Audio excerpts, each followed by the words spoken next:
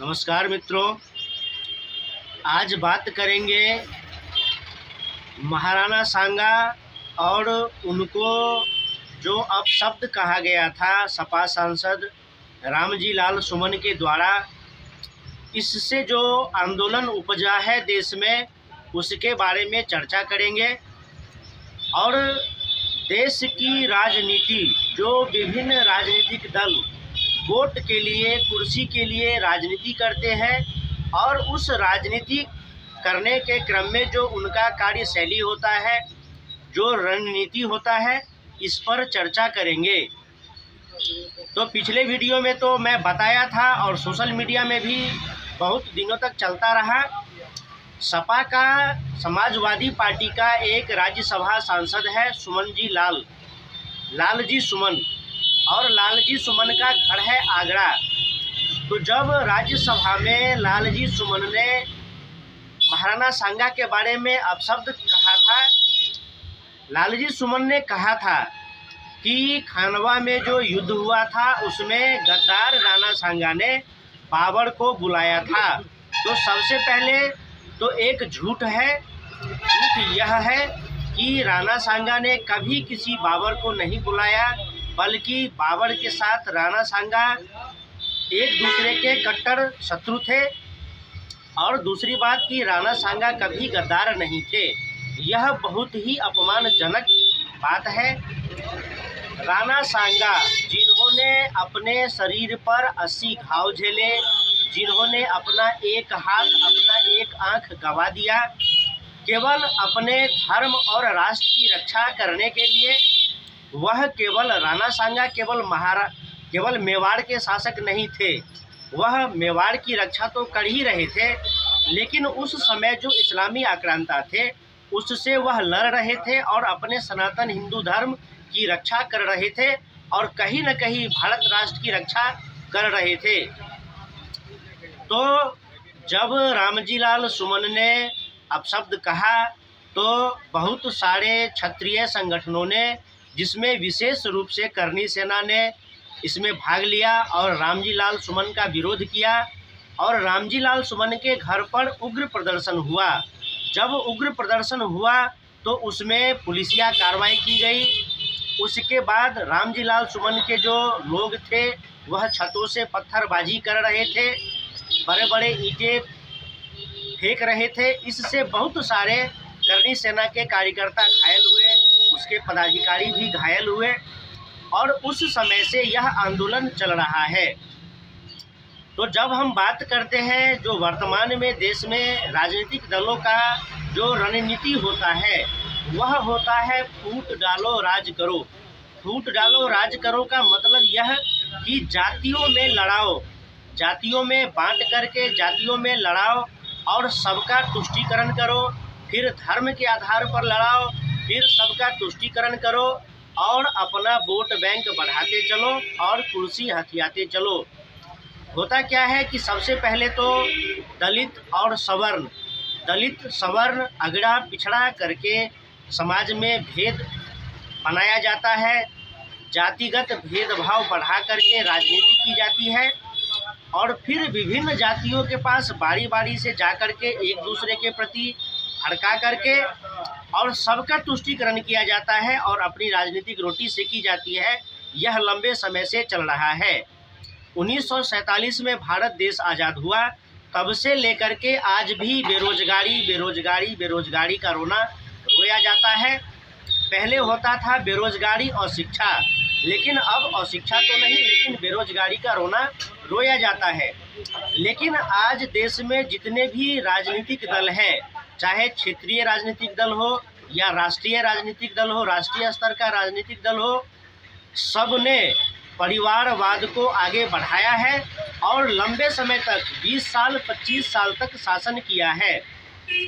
अगर राजद को देखें बिहार में तो 20 साल तक शासन किया है। समाजवादी पार्टी को देखें उत्तर प्रदेश में तो 20 वर्ष तक शासन किया है। बंगाल में ममता बनर्जी को देखें तो 20 वर्ष तक शासन किया है। झारखंड में, बहुत सारे राज्यों में बहुत सारे नेता हैं जो अपने परिवारवाद को आगे बढ़ाते हैं। और अगड़ी पिछड़ी दलित सवर्ण का राजनीति करके लोगों का आपस में बांटते हैं, तो उन नेताओं से जब वह नेता वोट मांगने आते हैं समाज में, तो लोगों को प्रश्न पूछना चाहिए कि जब आप 20-25 वर्षों तक सत्ता में रहते हैं, शासन में रहते हैं, तो आप बेरोजगारी को, गरीबी को दूर करने के लिए क्या किए। तो जो होता क्या है कि देश में 60% लोग वोटिंग करते हैं। उस 60% वोटिंग करने वालों में तो 20-20, 25-25 वर्ष सत्ता शासन में रहने के बाद भी कोई नेता बेरोजगारी को दूर नहीं कर पाते हैं और दलितों को, पिछड़ों को अगड़ा नहीं बना पाते हैं, सवर्ण नहीं बना पाते हैं। फिर बाद में कोई राजनीतिक दल आता है, जनता जिसको बहुमत से शासन में भेजता है, फिर से वही पिछले जो शासन में थे वो आते हैं और पब्लिक में जाकर के कहते हैं कि बहुत गरीबी है, बहुत महंगाई है, बहुत बेरोजगारी है, दलितों पर अत्याचार हो रहा है, दलितों का शोषण हो रहा है। तो 1947 में जो देश आज़ाद हुआ और इतने वर्षों बाद भी और इतने वर्षों तक आप सत्ता शासन में रहे, तो आपने दलितों के लिए क्या किया, आपने पिछड़ों के लिए क्या किया, आपने बेरोजगारी को दूर करने के लिए क्या किया। और जब भाजपा को जनता ने बहुमत दिया है, अपना समर्थन दिया है, उनको सत्ता में बिठाया है, फिर बहुत सारे राजनीतिक दल जो परिवारवाद की राजनीति करते हैं, जो अगड़ी पिछड़ी दलित सवर्ण की राजनीति करते हैं, जो सांप्रदायिकरण की राजनीति करते हैं, वह फिर वही मुद्दा लेकर के आ जाते हैं और जब उनसे सवाल पूछा जाता है तो वह कुछ नहीं कह पाते हैं और परिणाम होता है कि जनता उनको सत्ता से दूर भगा देती है। और कहा जाता है कि भाजपा वाला धर्म को राजनीति में ले आता है, हिंदू को राजनीति में ले आता है। धर्म को राजनीति में नहीं लाएगा तो फिर देश कैसे चलेगा। अगर धर्म ही नहीं रहेगा तो फिर देश कैसे चलेगा। 130 देश है, ईसाई बहुल देश है, ईसाइयों का 130 देश है, मुसलमानों का 57 देश है, हिंदुओं का कितना देश है, बुद्ध का भी, बुद्धिस्ट का भी 12 देश है, लेकिन हिंदुओं का एक भी देश नहीं है। धर्म पर आघात होता है तो हिंदू संगठन बोलते हैं और भाजपा है जो अपने सनातन हिंदू धर्म और भारत राष्ट्र की चिंता करता है। अब देखिए कि रामजी लाल सुमन जैसे नेता, जब अब इनको कोई भी मुद्दा नहीं मिल रहा है, अब गरीबी, अशिक्षा, बेरोजगारी जैसे षड्यंत्रों को जनता ने भांप लिया है, समझ लिया है और भाजपा को अपना बहुमत देना शुरू किया है, तो अब यह खीज में आकर के महाराणा सांगा जैसे वीर महान पुरुषों को अपमानित करना शुरू कर दिए हैं।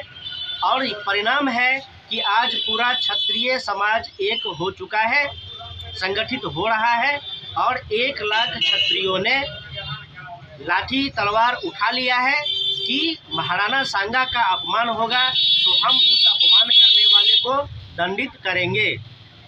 और दंडित किया भी जाना चाहिए क्योंकि यह एक मानसिकता है। जब इस्लाम आया था भारत देश में तो मंदिरों को तोड़ता हुआ आया था, हिंदुओं का नरसंहार करता हुआ आया था। जब ईसाई आया था देश में तो हिंदुओं का नरसंहार करता हुआ आया था और मंदिरों को तोड़ता हुआ, लूटता हुआ आया था।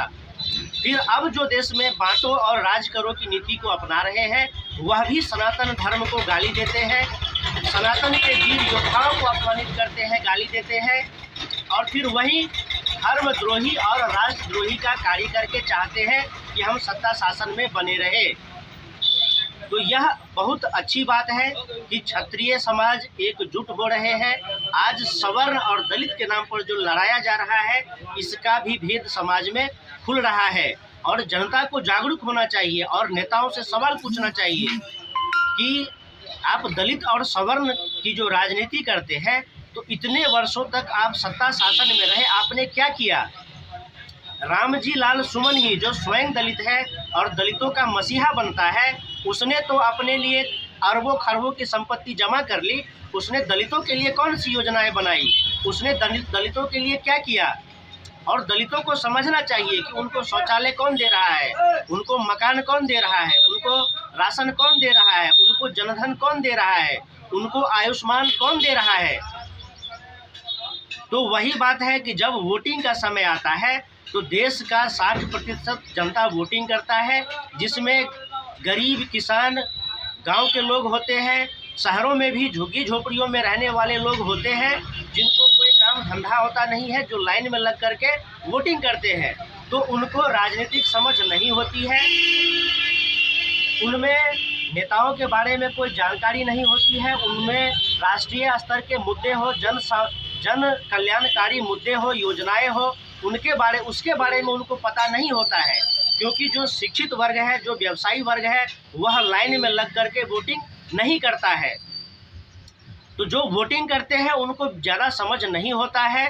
फिर उनके गली मोहल्ले के जो विशिष्ट लोग होते हैं वह ठेका ले लेते हैं पूरे मोहल्ले का, किसी राजनीतिक दल से रुपया पैसा ले करके, और फिर पूरे के पूरे मोहल्ले को हाँक करके ले जाते हैं कि फलाना चिन्ह है, इस पर वोट देना है, यह अपने भाई है, ये अपने जात का है। तो जब वोट करते हैं तो जात के नाम पर वोट करते हैं, लोभ लालच के नाम पर वोट करते हैं। और जब कोई रामजी लाल सुमन जैसा लुटेरा, समाजवादी पार्टी, राजद, बसपा, ये तृणमूल कांग्रेस, ये झामुमो बहुत सारे हैं, जब यह ठग लुटेरे आ जाते हैं सत्ता शासन में, फिर रोना शुरू होता है। और फिर जब इनका भेद खुलता है, जब कोई अन्य राजनीतिक दल आता है, तो यही राजनीतिक दल जो पहले शासन सत्ता में थे, फिर से वही गरीबी और शिक्षा बेरोजगारी का रोना लेकर के बैठ जाते हैं। इसलिए आज समाज को जागरूक होने की आवश्यकता है, सबको एकजुट होने की आवश्यकता है। और ऐसे वीर पुरुष जिन्होंने हमारे सनातन धर्म की रक्षा की, भारत राष्ट्र की रक्षा की, उनका अगर कोई अपमान करता है तो अवश्य ही उसको दंडित किया जाना चाहिए। महाराणाओं का इतिहास है, आज महाराणाओं का इतिहास पढ़ाया जाना चाहिए स्कूल की किताबों में। कांग्रेस का शुरू से ही षड्यंत्र रहा है, वामपंथियों जिहादियों का शुरू से ही षड्यंत्र रहा है, जिन्होंने देश के इतिहास को विकृत रूप बना करके बच्चों को पढ़ाया है, हिंदुओं का, भारत के लोगों का ब्रेन वॉश किया है, जिसका परिणाम है कि आज लोग अपने ही धर्म पर उंगली उठाते हैं और अपने ही वीर योद्धाओं पर उंगली उठाते हैं। आज इतिहास को भी नए सिरे से लिखने की आवश्यकता है। तो फिर मिलेंगे अगले वीडियो में। नमस्कार।